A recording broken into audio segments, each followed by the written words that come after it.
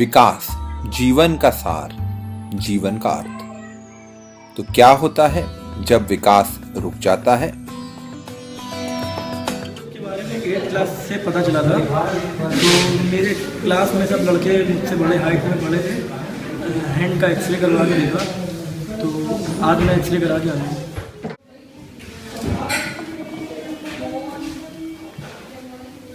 जी sir. हाँ बैठिए। आपकी एक्सरे में अनफॉर्चुनेटली बोन्स आपकी मिल चुकी हैं। जी सर। तो एक पर्टिकुलर उम्र होती है जब तक बच्चों की ग्रोथ होती है।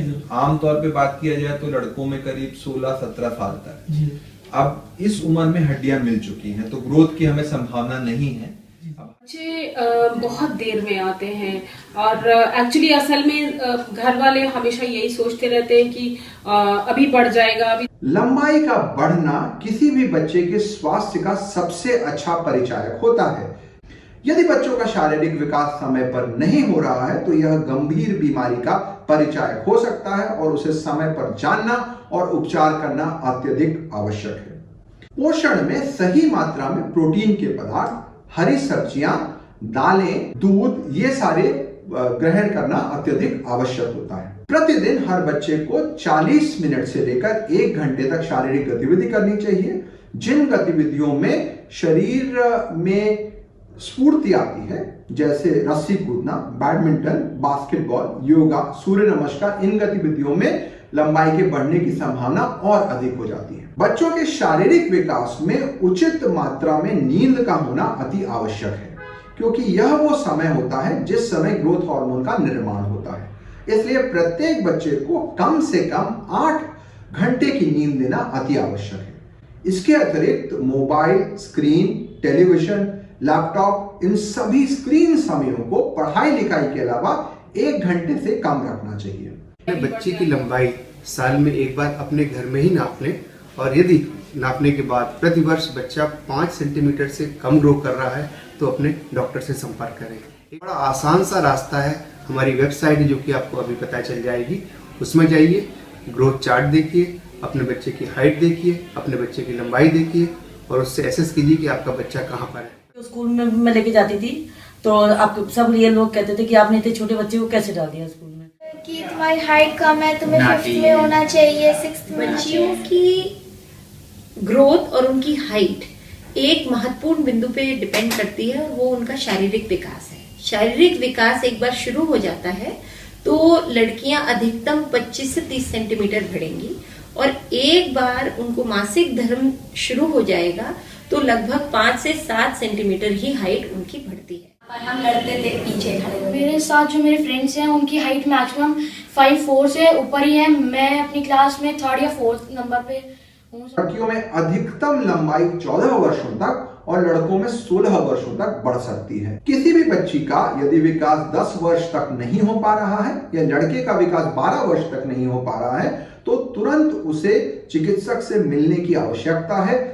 यदि किसी बच्चे का विकास नहीं हो रहा है, यदि क्लास में वो अपने अन्य छात्रों की तुलना में छोटा आ रहा है, यदि 1 वर्ष में 4 से 6 सेंटीमीटर की लंबाई नहीं बढ़ रही है या ग्रोथ चार्ट में बच्चे की लंबाई नॉर्मल स्तर से, सामान्य स्तर से बहुत नीचे है, तो आपको तुरंत चिकित्सक के पास जाने की आवश्यकता है। 8 साल की होगी और मेरे पास में जो बच्चे रहते हैं तो उनकी हाइट इससे काफ़ी अच्छी है, तो हमें इसकी बहुत ज़्यादा टेंशन है। क्लास में छोटी थी तो बोलती थी कि मम्मी हम छोटे हैं।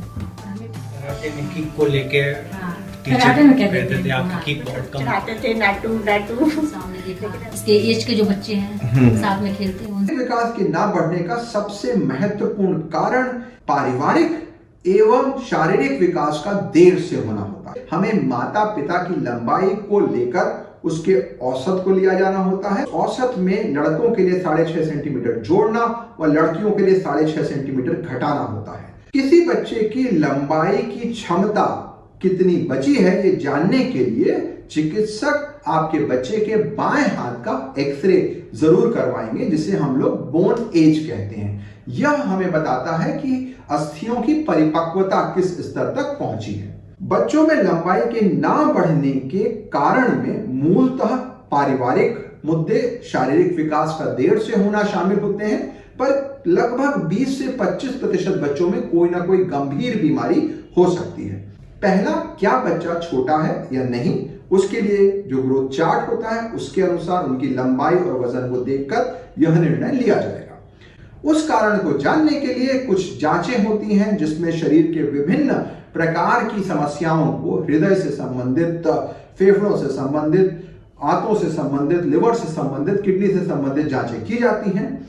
इन सारी जांचों के सामान्य आने के पश्चात ही ग्रोथ हार्मोन की जांच की जाती है, क्योंकि ग्रोथ हार्मोन इन सभी चीजों पर निर्भर करता है। जिन बच्चों में ग्रोथ हार्मोन की कमी होती है, टर्नर सिंड्रोम लड़कियों में, जो बच्चे जन्म के समय जिनका वजन कम था और 4 वर्ष तक जिनकी लंबाई नहीं बढ़ रही है, और गुर्दे से संबंधित समस्याओं में ग्रोथ हार्मोन के उपचार को सही पाया गया है और उसके द्वारा बच्चों की लंबाई में आमूलचूल परिवर्तन लाया जा सकता है। यहां यह समझना जरूरी है कि ग्रोथ हार्मोन एक अत्यधिक सुरक्षित उपचार है और इसे अब तक 50 वर्षों में लाखों बच्चं में विश्व में प्रयोग किया जा चुका है।